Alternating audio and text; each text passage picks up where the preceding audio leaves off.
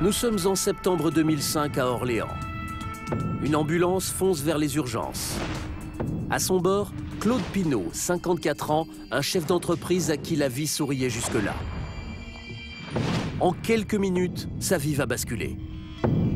Une heure plus tôt, il vient de faire un malaise. Le SAMU l'emmène d'urgence au service de réanimation.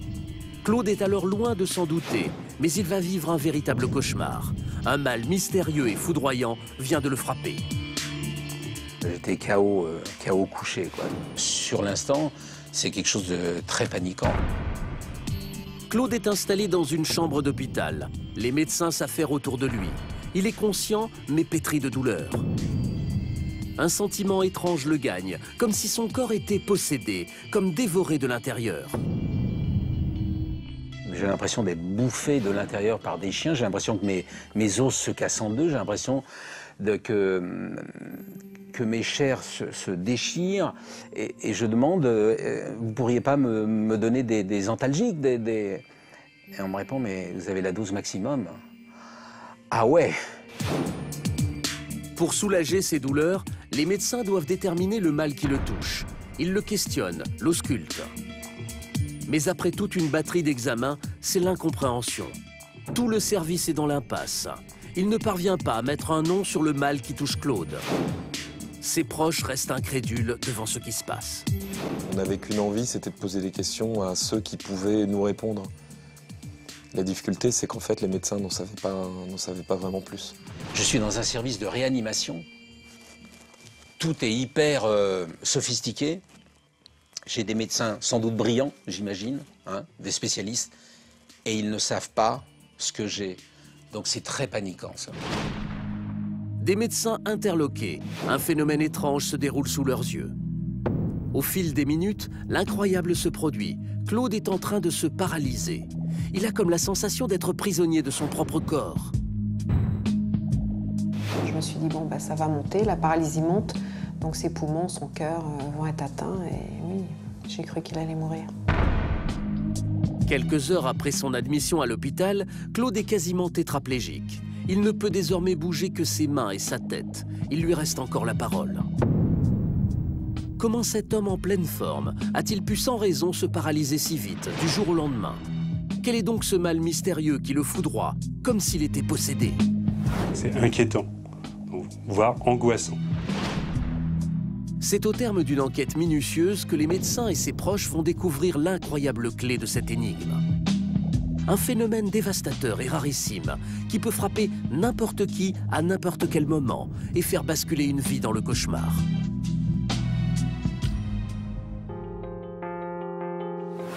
Au soir de son admission, les médecins enquêteurs s'interrogent sur le cas de Claude. Ils vont alors faire appel à ce témoin direct de l'affaire, un ami de Claude. Il s'appelle José. Il est kinésithérapeute.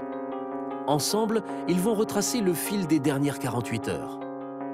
Tout d'abord, José va leur dresser le portrait de Claude, un homme sain, sans problème de santé, en apparence. C'est quelqu'un de très actif, très dynamique, qui travaille énormément, qui allait bien globalement. J'ai toujours connu très bien. Mais si Claude n'avait pas de problème de santé connu, José a de nombreuses informations à livrer. 2 jours avant son admission à l'hôpital, Claude était préoccupé par des symptômes. Nous sommes le samedi matin. Claude est chez lui, il prépare sa semaine à venir. Mais un phénomène étrange va se produire. J'ai eu des picotements dans les doigts, d'une manière symétrique. Et surtout, j'ai eu comme une grande fatigue qui m'envahissait. Et au cours de la journée, ces picotements, ces fourmis, que je qualifie de fourmis, vont commencer à se propager dans mes mains en entier, les deux. Et même, ça commence à nouveau dans mes doigts de pied. Donc ça devient de la folie, quoi. Qu'est-ce qui peut se passer pour que j'ai cette sensation? Mais Claude ignore ces désagréments et ne prévient personne dans son entourage, jusqu'au dimanche matin. Le dimanche matin, quand je me lève pour aller prendre ma douche, je sais que je vais très mal, je me cogne partout, je tombe dans la douche. Là, c'est très troublant, c'est assez paniquant, quoi. Un phénomène que les enquêteurs ne parviennent pas à s'expliquer. Claude s'est-il empoisonné? A-t-il été piqué sans le savoir par un insecte? Est-il sous une influence maléfique? Ils vont alors reprendre l'interrogatoire de José pour retracer le fil des événements. Nous sommes le dimanche matin. José explique que la femme de Claude, Elisa, vient de découvrir l'état de santé de son mari. Elle est morte d'inquiétude et décide donc d'appeler 2 amis médecins ainsi que José, le kinésithérapeute. J'ai donc vu sa femme qui m'a dit Claude ne va pas très bien, il est bizarre, je ne sais pas ce qu'il a. Je suis donc allé le voir dans sa chambre. Allongé face à ses amis, Claude a les plus grandes difficultés à coordonner ses mouvements. Ses réflexes ont même disparu. Ils sont devant mon lit, moi je suis déjà presque enterré vivant. Ce que je suis, je me paralyse et je les vois faire les 100 pas, se poser des questions. José explique aux enquêteurs qu'au fil des minutes, l'état de santé de Claude empire. J'ai l'impression d'être pris dans des filets, tout se resserre et je commence à avoir des douleurs, en plus de cet engourdissement. Et là, je sentais que c'était quelque chose, un tsunami qui commençait à arriver, quoi. J'ai senti une grande inquiétude quand même, une angoisse, se demandant ce qu'il avait. Qu'est-ce que je peux bien avoir? Malgré les conseils de son entourage, Claude refuse de partir immédiatement à l'hôpital. Nous sommes dimanche soir. Il ne veut pas passer la nuit aux urgences. J'avais un agenda complet, quoi. Tout un tas de rendez-vous professionnels, personnels. J'avais beaucoup d'activités, je m'occupais d'associations. J'étais l'homme débordé. Donc il était hors de question pour moi de m'arrêter. Arrêt maladie, j'ai jamais eu d'arrêt maladie, quoi, pratiquement. Claude ne le sait pas encore, mais sa vie est en train de basculer. Pour les médecins enquêteurs, c'est le mystère le plus total.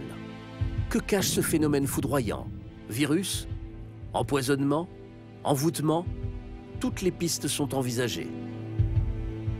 Le lundi matin, ses symptômes ont empiré. Désormais, Claude ne peut plus marcher sans aide. C'est le SAMU qui va intervenir et le transporter à l'hôpital où il finit par se paralyser complètement. Les enquêteurs cherchent donc toujours l'origine du mal de Claude. Un mal qui a paralysé cet homme en pleine santé subitement. Pendant ce temps, Claude est prisonnier de son corps et souffre toujours le martyre. Un mal si incroyable que ses proches ont filmé l'évolution de sa maladie. Sur cette vidéo, on voit le mal en train de le dévorer. Et il m'a expliqué qu'il souffrait quand même énormément, de toutes ses articulations, de tous ses muscles. Ce n'était plus qu'une douleur, en fait. Il me dit « je suis une douleur ». On ne pouvait pas le toucher, c'était très douloureux.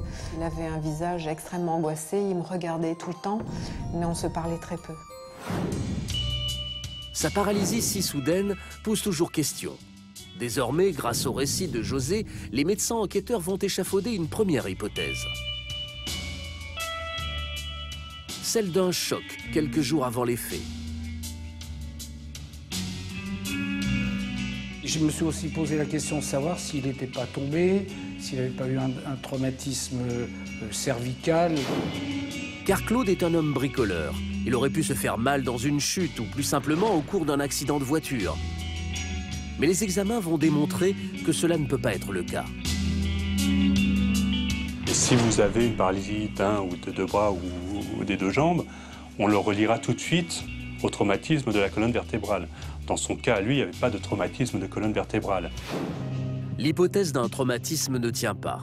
L'enquête continue. Les médecins s'appuient sur le témoignage de Claude qui continue de souffrir atrocement. Ces symptômes vont mettre les médecins sur une nouvelle piste. Ce phénomène effrayant cacherait-il une maladie bien connue des médecins? La sclérose en plaques. C'est une maladie neurologique qui entraîne également des pertes de force, une perte de la sensibilité musculaire. Les enquêteurs vont alors explorer cette piste, car comme on le voit sur cette image, Claude est sans force. Mais problème, la sclérose en plaques présente une grosse différence avec le mal qui touche Claude. La sclérose en plaques, ça n'est pas soudain. Ça se fait dans le temps, sur plusieurs mois, voire sur plusieurs années. Il y a des symptômes avant-coureurs. La thèse de la sclérose en plaques est donc abandonnée. Après plusieurs heures, les experts ignorent toujours quel est ce mal qui emprisonne Claude dans son propre corps. Je m'étouffe progressivement, tous les muscles s'éteignent. C'est très paniquant parce que je veux bien mourir, mais je veux savoir de quoi quelque part. Les médecins enquêteurs vont alors réinterroger Claude. Ils veulent savoir si un événement inhabituel est survenu récemment. Et la victime va leur donner une étrange information. Claude raconte une expérience récente peu banale.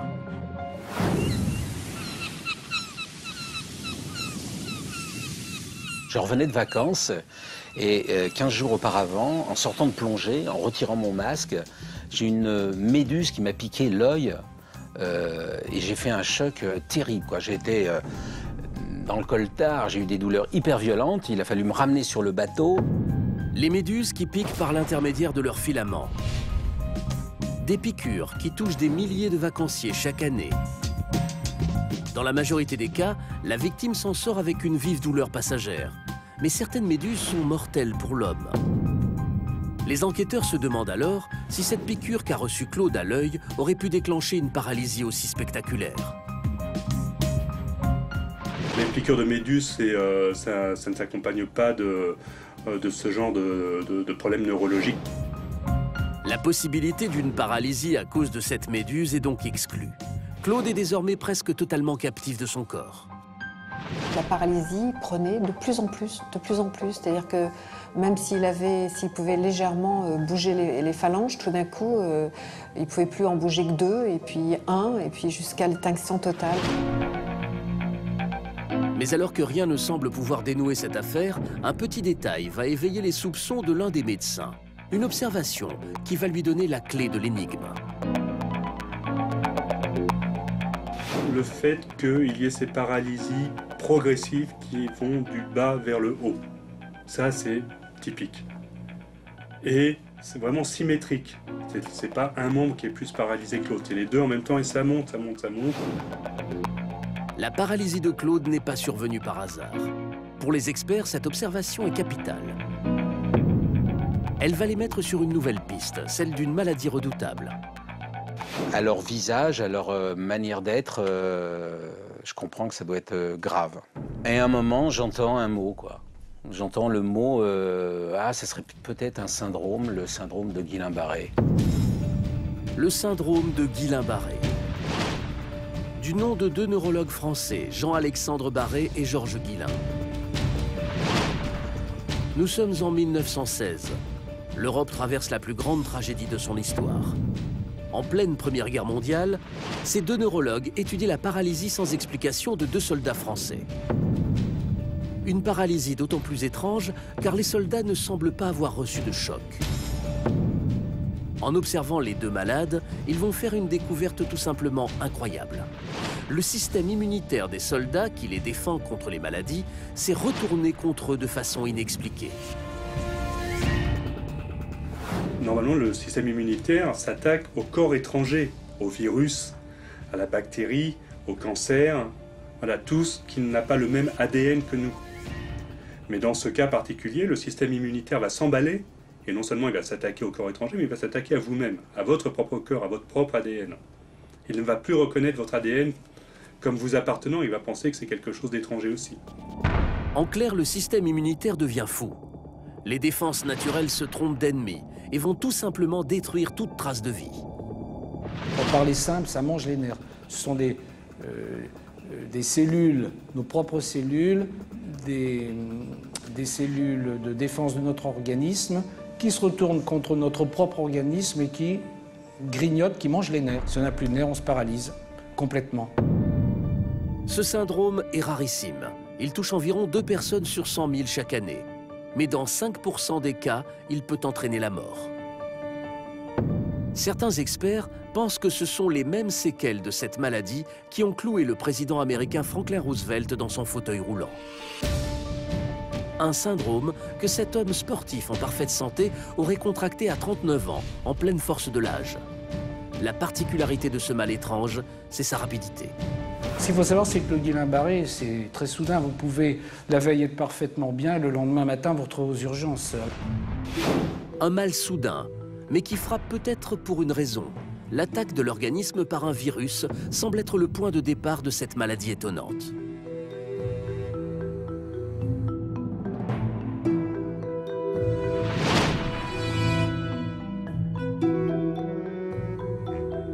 On a montré que, de manière extrêmement rare, certaines piqûres de tiques, qu'on peut attraper en forêt par exemple, pouvaient entraîner ce symptôme. Certaines gastro-entérites avec une bactérie très particulière peut, là encore, de manière rarissime, entraîner un syndrome de Guillain-Barré. Grâce à ces nouveaux éléments, les enquêteurs vont mettre en lumière le scénario qui a conduit Claude à se paralyser de façon aussi subite. Dès le samedi, Claude sentait dans ses mains et dans ses pieds ce qu'il appelait des fourmis. En fait, le début de la maladie. C'est le début de la destruction du nerf, qui entraîne des fausses sensations de picotement. Les enquêteurs cherchent alors à comprendre comment cet homme en parfaite santé a pu attraper ce syndrome de Guillain-Barré. En questionnant Claude, ils vont tomber sur un indice particulièrement intéressant. J'ai eu aussi une otite complètement atypique, 15 jours avant, et j'ai eu une douleur pendant pratiquement, je sais pas, 2-3 heures dans la nuit, et mon tympan s'est crevé. Une information capitale. Classiquement, on sait que les syndromes de Guillain-Barré peuvent être déclenchés par des virus. Or, la plupart des otites sont virales. Ce serait donc cette otite particulièrement violente qui serait en cause. Elle aurait emballé le système immunitaire de Claude et provoqué la paralysie. Claude a désormais mis un nom sur sa maladie. Dans 70% des cas, ce syndrome guérit au bout de quelques semaines, souvent sans séquelles importantes. Mais pas pour Claude.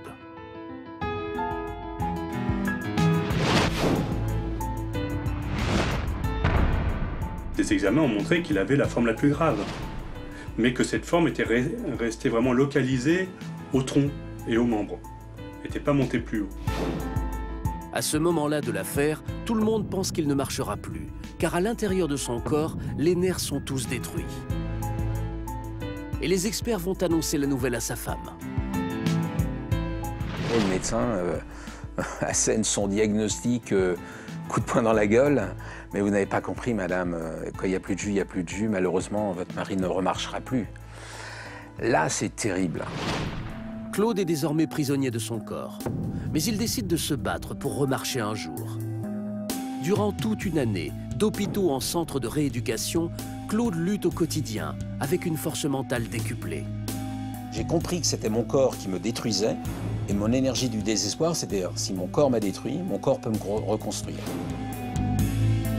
3 mois après le début du mal, alors que l'affaire semble s'arrêter là, l'incroyable se produit. Grâce à sa volonté et au traitement médical, l'espoir devient réalité. Un jour, Claude réussit à faire bouger l'un de ses doigts. La plus belle érection de ma vie fut celle de mon petit doigt, quoi. Bon, c'est marrant, c'est souriant, mais ça dit tout, quoi. Ça veut dire que il y a un torrent d'émotions. Passer 3 mois sans bouger, plus de 3 mois sans bouger d'ailleurs, et d'un seul coup, penser bouger, et ça arrive.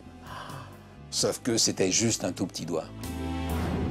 Claude va retrouver l'usage de ses membres au fil des mois et se libérer de sa prison corporelle, comme le montre cette vidéo amateur tournée par sa famille.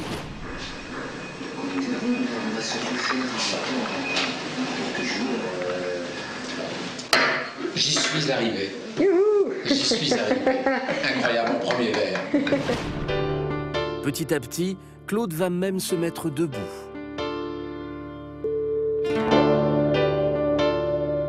Une guérison quasi inespérée. Vu son atteinte qui était extrêmement profonde, extrêmement aiguë, il y avait quasiment aucune chance qu'il s'en sorte comme il s'en est sorti aujourd'hui. Si vous êtes scientifique, vous direz que c'est un cas atypique. C'est quelque chose, on va dire, d'un peu inattendu, mais en médecine, heureusement, il y a des choses inattendues. Aujourd'hui, Claude a regagné l'usage de la quasi-totalité de son corps. Après des mois de calvaire, il profite désormais de chaque seconde. Alors j'ai la chance d'être debout. Je pense à tous mes amis qui sont en fauteuil roulant, qui sont encore handicapés lourdement. Bien sûr, je suis, même si aujourd'hui je marche, j'ai une béquille de temps en temps, j'ai des douleurs, vous voyez, j'ai quelques séquelles, mais c'est quoi? Je suis debout. Guillain Barré, un phénomène terrifiant capable d'enfermer un homme dans son propre corps en quelques heures. Un syndrome rarissime qui ne touche que 1000 personnes chaque année en France.